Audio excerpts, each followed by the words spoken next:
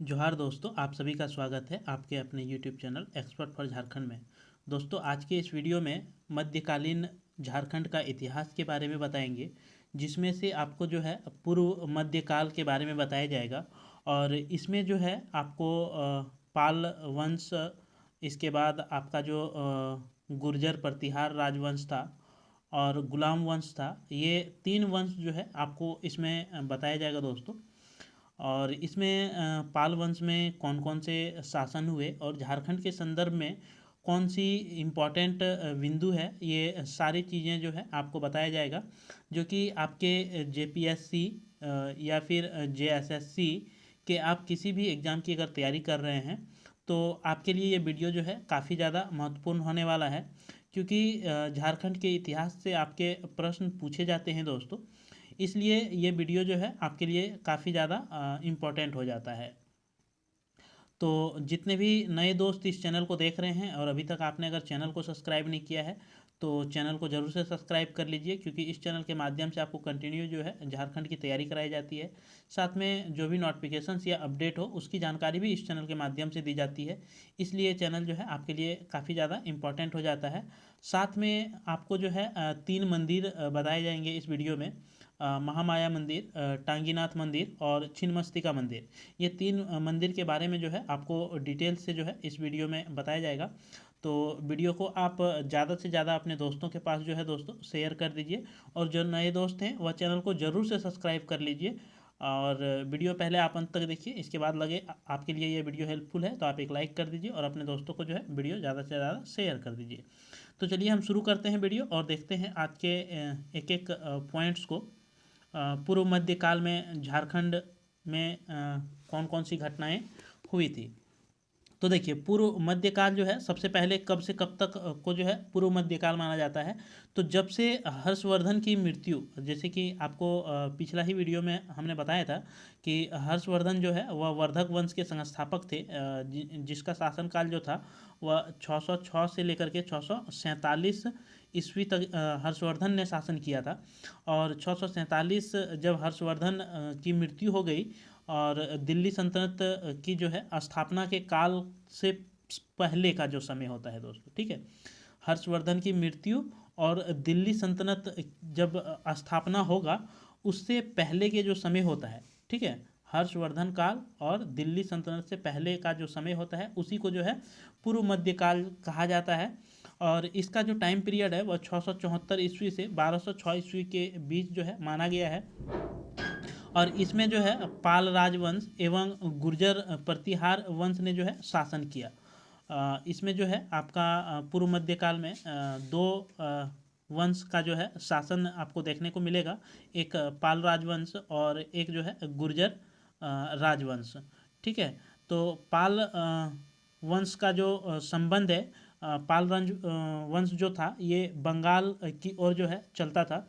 और इसके जो राजा थे महेंद्रपाल, पाल वंश के जो राजा हुआ वह कौन थे, तो महेंद्रपाल, जो कि 9वीं शताब्दी में ये शासक बना था, जो कि बंगाल के साथ झारखंड का जो पूर्वी क्षेत्र था यहाँ तक जो है इसका शासन का अधिकार था दोस्तों।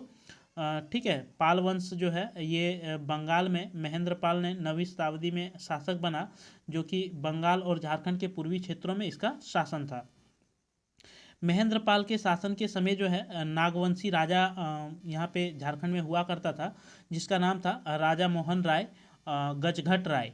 ये दो जो राजा थे वह आपका जब पालवंश चल रहा था और महेंद्र पाल जो है राजा थे, उसी समय जो है झारखंड में नागवंशी जो राजा था वह था आपका राजा मोहन राय और गजघट राय। इसके बाद नेक्स्ट पॉइंट की हम बात करें तो झारखंड के आपका चतरा जिला के इतखोरी में जो है महेंद्रपाल के शिलालेख मिलते हैं। महेंद्रपाल का जो है शिलालेख, आपसे प्रश्न ऐसे भी पूछेगा कि पाल वंश या फिर पाल वंश के जो महेंद्रपाल थे उसका शिलालेख किस जिला से, झारखंड के किस जिले से प्राप्त हुआ है, तो इसका राइट आंसर क्या होगा दोस्तों, चतरा जिला। तो झारखंड के चतरा जिला के इतखोरी में जो है आपका महेंद्रपाल का शिलालेख मिला है, जो कि इसी उसी समय का जो है ये इतखोरी में भद्रकाली मंदिर जो है अवस्थित की गई थी। ठीक है, ये माना जाता है कि उसी समय जो है वहाँ का जो भद्रकाली मंदिर है उसी टाइम पाल वंश के समय जो है उसकी स्थापना की गई थी। 9वीं शताब्दी में ही झारखंड का जो उत्तरी हिस्सा था दोस्तों, झारखंड का पूर्वी हिस्सा जो है ये पाल वंश में आता था, यानी कि झारखंड का जो उत्तरी हिस्सा था ये गुर्जर प्रतिहार राजवंश के अधीन जो है आता था। और इसमें जो क्षेत्र थे यहाँ पे जो है गुर्जर प्रतिहार राजवंश के राजा जो है यहाँ पे शासन किया करता था। और इस कालखंड में जो है जयदेव कुल गीत गोविंद, जयदेव कुल ने जो है एक अपनी पुस्तक लिखा था गीत गोविंद, और इसमें जो है झारखंड की परंपराओं का जो है वर्णन आपको देखने को मिलेगा। यानी कि जयदेव का जो पुस्तक है गीत गोविंद, उसमें जो है झारखंड क्षेत्र के परंपराओं को आपका वर्णन मिलता है। तो आपसे प्रश्न ऐसा पूछ सकता है प्रश्न एग्जाम में कि झारखंड क्षेत्र की परंपराओं का वर्णन जो है किस पुस्तक से मिलता है, तो इसका राइट आंसर हो जाएगा दोस्तों गीत गोविंद। नेक्स्ट पॉइंट पे अगर हम बात करें तो नेक्स्ट पॉइंट जो है आपका कि उड़ीसा के राजा जयदेव सिंह द्वितीय ने 13वीं शताब्दी में खुद को झारखंड का राजा घोषित कर दिया था। यानी कि उड़ीसा का जो जयदेव सिंह द्वितीय था, इन्होंने 13वीं शताब्दी में जो है झारखंड में अपने आप को खुद से जो है राजा घोषित कर दिया था। और 13वीं सदी के ताम्रपत्र में ही सर्वप्रथम झारखंड शब्द का आपका उल्लेख मिलता है आटविक के नाम से। ठीक है, इस कालखंड में जो आपका यहाँ पे जनजाति था चेरो, खरवार, संथाल, ये 3 जनजाति जो आपके वसे थे आके झारखंड में, वह इसी समय जो है जनजातियों का प्रवेश हुआ था आपका। ठीक है, चेरो, खरवार और संथाल जनजाति जो है ये 13वीं सदी में ही झारखंड में आकर बसे थे। नेक्स्ट जो है आपका महामाया मंदिर। ठीक है, महामाया मंदिर कहाँ है, तो आप इसको याद कर लीजिए। महामाया मंदिर जो है ये आपका गुमला में पड़ता है। तो आपसे पूछ दे कि गुमला में कहाँ पर पड़ता है, तो गुमला में जो है ये हापा मुनि गांव है, वहीं पर जो है आपका महामाया का मंदिर है। जो कि नागवंशी शासक जो गजघंट राय था, जो कि 908 ईस्वी में इस मंदिर को बनाया गया था। महामाया मंदिर जो है आपका गुमला में है, हापामुनि गांव में, और इसको नागवंशी शासक जो गजघंट राय थे, इन्होंने 908 ईस्वी में मंदिर को बनवाया था। और इस मंदिर में जो प्रथम पुरोहित था तथा गजघंट राय के धार्मिक गुरु भी था, उसका नाम था आपका हरिनाथ। ठीक है, गुरु हरिनाथ जो है ये उस मंदिर का पुरोहित भी था और गजघंट राय का जो है धार्मिक गुरु भी था। और ये जो हरिनाथ था ये एक मराठा ब्राह्मण था आपका। नागवंशी राजा जो थे आपका शिवदास कर्ण के द्वारा 1391 ईस्वी में जो है इसी मंदिर में महामाया मंदिर में जो है गुमला में विष्णु की प्रतिमा जो है यहाँ पे स्थापित किया गया। ठीक है, तो कब किया गया, 1391 ईस्वी में जो है यहाँ पे महामाया मंदिर में जो है इसमें विष्णु की प्रतिमा स्थापित किया गया। और इस मंदिर का निर्माण कब हुआ है महामाया का, तो 908 ईस्वी में गजघंट राय के द्वारा बनवाया गया। और ये मंदिर जो है महामाया मंदिर को एक तंत्र साधना के रूप में जो है इस मंदिर आपका विख्यात है या फिर जाना जाता है। नेक्स्ट मंदिर देखते हैं कि टांगीनाथ धाम या मंदिर, ये भी आपका गुमला जिला में ही पड़ता है। और यह मंदिर जो है गुमला जिले के टांगीनाथ पहाड़ पर स्थित है। टांगीनाथ धाम या टांगीनाथ मंदिर जो है ये गुमला जिला में आपका टांगीनाथ पहाड़ पर ये स्थित है, जो कि आपका यहाँ पे शिव की मूर्ति के साथ जो है सैकड़ों में शिवलिंग स्थापित है। और भगवान विष्णु, सूर्य, लक्ष्मी और कुछ अज्ञात मूर्तियां भी यहाँ पे पाया गया है। टांगीनाथ धाम जो कि टांगीनाथ पहाड़ पे स्थित है, यहाँ पे आपका शिव के साथ कई सैकड़ों शिवलिंग पाए गए हैं, विष्णु के मूर्ति पाए गए हैं, सूर्य पाया गया है, लक्ष्मी का पाया गया है और कुछ अज्ञात मूर्तियां भी यहाँ पे आपका टांगीनाथ धाम में मिला है। नेक्स्ट पॉइंट है कि यह छोटा नागपुर के नागवंशी और सरगुजा के रक्सोल राजाओं का इतिहास जो है यहाँ पे आपको देखने को मिल जाएगा टांगीनाथ पहाड़ पर। यहाँ पर जो है नागपुर के जो नागवंशी राजा हुआ करता था या फिर सरगुजा में जो आपका रक्सेल वंश हुआ करता था, इन दोनों वंशों की जो कहानियाँ हैं या फिर जो इतिहास है वो आपको इस मंदिर में जो है देखने को मिलेगा।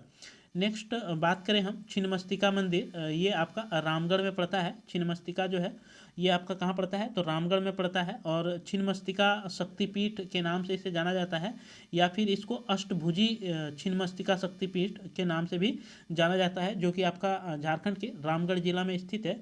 और ये रजरप्पा में है। रामगढ़ के कहाँ पर है, तो रजरप्पा नामक जगह पर जो है ये आपका छिन्नमस्तिका मंदिर है, जो कि दामोदर एवं भैरवी नदी के ये संगम पर आपका जो है स्थित है।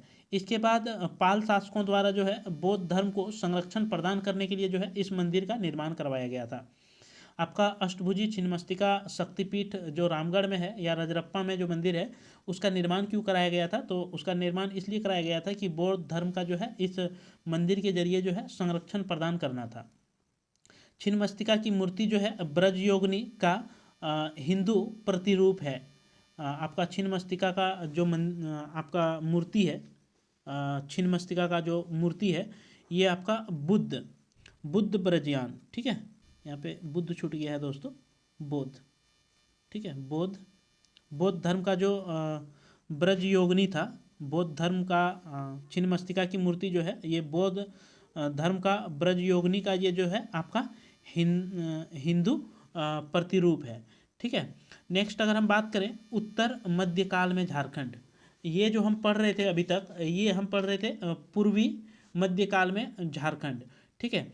अब जो हम पढ़ेंगे वो आपको बताया जाएगा उत्तर मध्यकालीन जो है झारखंड का जो इतिहास है उसके बारे में आपको बताया जाएगा। और इसी उत्तर मध्यकालीन झारखंड में जो है आपको गुलाम वंश देखने को मिलेगा, खिलजी वंश देखने को मिलेगा, तुगलक वंश देखने को मिलेगा, लोधी वंश देखने को मिलेगा। ये सारे वंश जो है आपको उत्तर मध्यकालीन झारखंड में देखने को मिलेगा, ठीक है। उत्तर मध्यकालीन में सबसे पहले जो है सल्तनत काल आता है। सल्तनत काल में ही आपका जो है गुलाम वंश आता है, और गुलाम वंश के बाद जो है खिलजी वंश आता है। खिलजी वंश के बाद आपका तुगलक वंश आता है।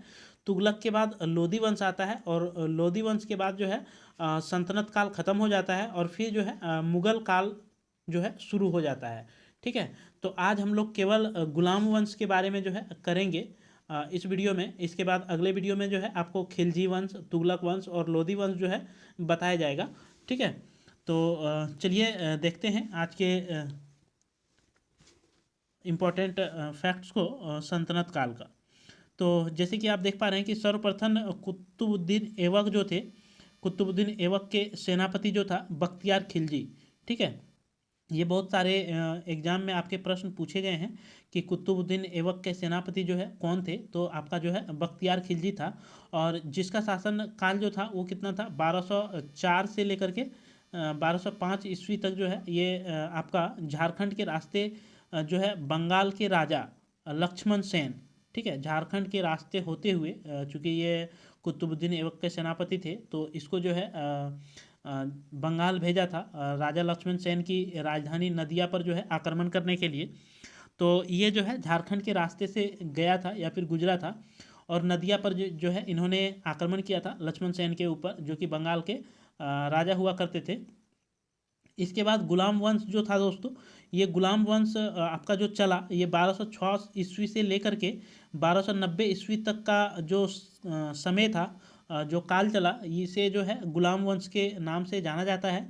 और इस समय जो है सिंह वंश की दूसरी शाखा जो है झारखंड में स्थापना हुई थी। झारखंड में जो है आपकी सिंह वंश का दूसरा शाखा जो है स्थापना हुआ था 1205 ईस्वी में, जो कि दर्प नारायण सिंह के द्वारा सिंह वंश की स्थापना की गई थी। और दर्प नारायण सिंह जो है 1205 ईस्वी से 1262 ईस्वी तक जो है सिंह वंश के राजा हुआ करते थे। इसके बाद जो है युधिष्ठिर 1262 से 1271 ईस्वी तक राजा हुआ सिंह वंश के। इसके बाद काशीराम सिंह जो था ये सिंह वंश का राजा हुआ, जो कि इन्होंने अपनी राजधानी जो है पोरहट में बनाया था। इसके बाद आपका अच्युत्य सिंह और जगन्नाथ सिंह जो है यहाँ के राजा हुआ। इसके बाद जो है जगन्नाथ सिंह जो था दोस्तों, जगन्नाथ सिंह बहुत ही दुष्ट राजा के रूप में जो है जाना जाता था, या फिर ये इसका जो व्यवहार था या फिर जनता के प्रति जो आप काम करने की जो शैली थी वह बहुत ही अत्याचार और उत्पीड़न वाला शैली था, ठीक है। तो जगन्नाथ द्वितीय के अत्याचार और उत्पीड़न से जो है यहाँ की जो जनताएं थी या फिर जो आपका जनजाति लोग थे वह परेशान हो गए थे, तंग आ गए थे, और इसके वजह से जो है उस जगन्नाथ राजा के खिलाफ जो है यहाँ के लोगों ने विद्रोह करना शुरू कर दिया था। ठीक है। इसके बाद हम नेक्स्ट देखते हैं खिलजी वंश। खिलजी वंश जो है दोस्तों, खिलजी वंश आपका 1290 तक जो है गुलाम वंश चला था, और गुलाम वंश के बाद आपको पता है कि खिलजी वंश आया था।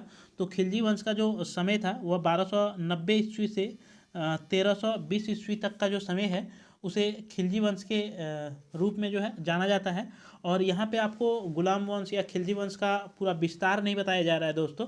यहाँ पे केवल जो है झारखंड से संबंधित जो घटनाएं खिलजी वंश में थी या गुलाम वंश में थी, केवल झारखंड से रिलेटिव जो है घटनाओं को, आपको इम्पोर्टेंट फैक्ट्स को जो है इस में बताया जा रहा है, ताकि आपके झारखंड से जो संबंधित फैक्ट्स हैं वो आपको आसानी से उपलब्ध हो जाए।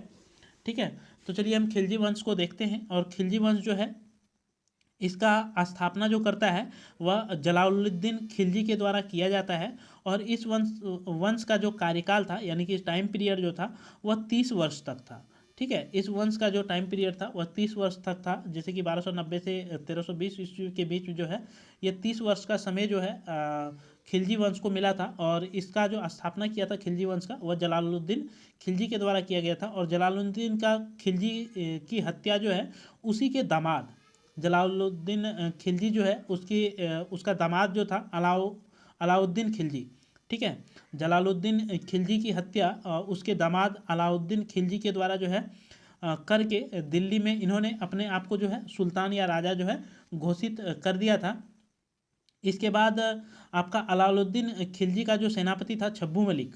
ठीक है। अलाउद्दीन खिलजी का सेनापति था छब्बू मलिक, जो कि 1310 ईस्वी में झारखंड के नागवंशी राजाओं को जो है कर देने के लिए इन्होंने मजबूर कर दिया था। झारखंड के आपसे प्रश्न ऐसे भी पूछेगा कि कौन से थे जिसने नागवंशी राजाओं को कर देने के लिए मजबूर कर दिया था 1310 ईस्वी में, तो वह जो है छब्बू मलिक था या फिर आपका अलाउद्दीन खिलजी था। ठीक है। इन्होंने जो है झारखंड के नागवंशी राजाओं को जो है कर देने के लिए मजबूर कर दिया था। इसके बाद अलाउद्दीन खिलजी ने जो है मालिक काफूर, ठीक है, छब्बू मलिक जो थे ये अलाउद्दीन खिलजी के सेनापति थे, लेकिन कि अलाउद्दीन खिलजी ने मालिक कफूर को जो है दक्षिण भारत पर विजय के लिए भेजा था। ठीक है। दक्षिण भारत का जो क्षेत्र था उस पर जो है जीत दर्ज करने के लिए और अपनी राज्य में जो है अलाउद्दीन खिलजी जो है उस क्षेत्र को अपने राज्य में शामिल करने के लिए जो है दक्षिण भारत की ओर भेजा था, जो कि झारखंड के रास्ते से होकर ही जो है आपका मलिक काफूर जो है वो गुजरे थे और गए थे। खिलजी वंश के दौरान जो है मंगोलों ने 6 बार कुल जो है भारत पर आक्रमण किया था। जब खिलजी वंश का शासन चल रहा था उस समय जो है मंगोलों का आक्रमण होता है भारत में, और लगातार जो है भारत में 6 बार जो है इसका आक्रमण होता है। और इस दौरान जो है एकमात्र नागवंशी राजा जो थे वह वेणुकर्ण राय नाम था उनका, जो कि 1300 ईस्वी से 1360 ईस्वी तक वह जो है शासन किया नागवंश में।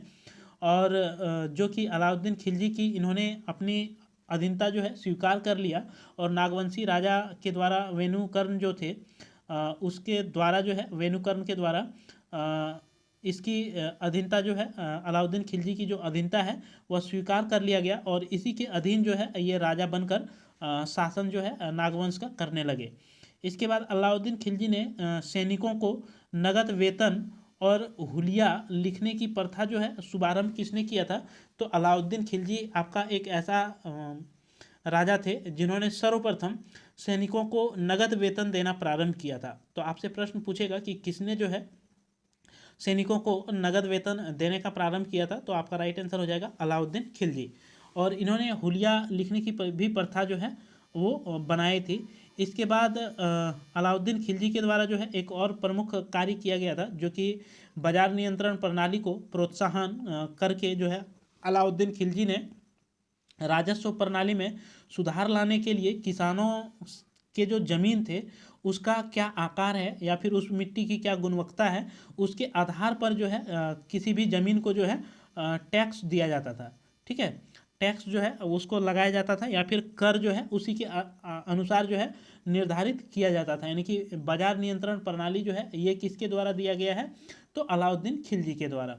तो ये कुछ इंपॉर्टेंट फैक्ट्स थे दोस्तों, जो कि आपका मध्यकालीन झारखंड का इतिहास में ये आपका पहला क्लास है। और लगभग 2 या 3 क्लास में आपको जो है मध्यकालीन झारखंड का इतिहास कवर कर दिया जाएगा। जैसे कि आज के वीडियो में आप पूर्व मध्यकाल के बारे में पढ़े, और जो है उत्तर मध्यकाल शुरू कर दिए हैं, और उत्तर मध्यकाल जो है कल के वीडियो चलेगा। इसके बाद जो है आपको मुगल काल में झारखंड बताएंगे, और मध्यकाल जो है आपका समाप्त हो जाएगा। तो आपको वीडियो कैसा लगता है दोस्तों, या फिर आप ये कमेंट में हमें ज़रूर बताइए कि आप किस एग्ज़ाम की तैयारी कर रहे हैं।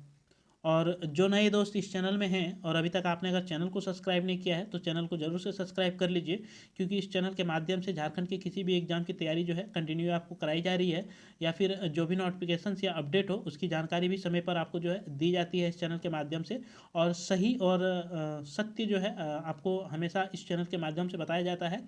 कोई भी अफवाह जानकारी इस चैनल के माध्यम से आपको नहीं दिया जाता है, इसलिए चैनल जो है आपके लिए काफ़ी ज़्यादा इंपॉर्टेंट है। आप सब्सक्राइब करके इसे ज़रूर रख सकते हैं। और आपको वीडियो अच्छा लगे तो आप एक लाइक कर दीजिए, और शेयर करना मत भूलिए दोस्तों। ज़्यादा से ज़्यादा वीडियो को शेयर कर दीजिए। तो चलिए आपसे फिर मिलते हैं अगले वीडियो में, तब तक के लिए मेरी तरफ से सभी दोस्तों को जोहार, धन्यवाद, जय झारखंड, जोहार झारखंड।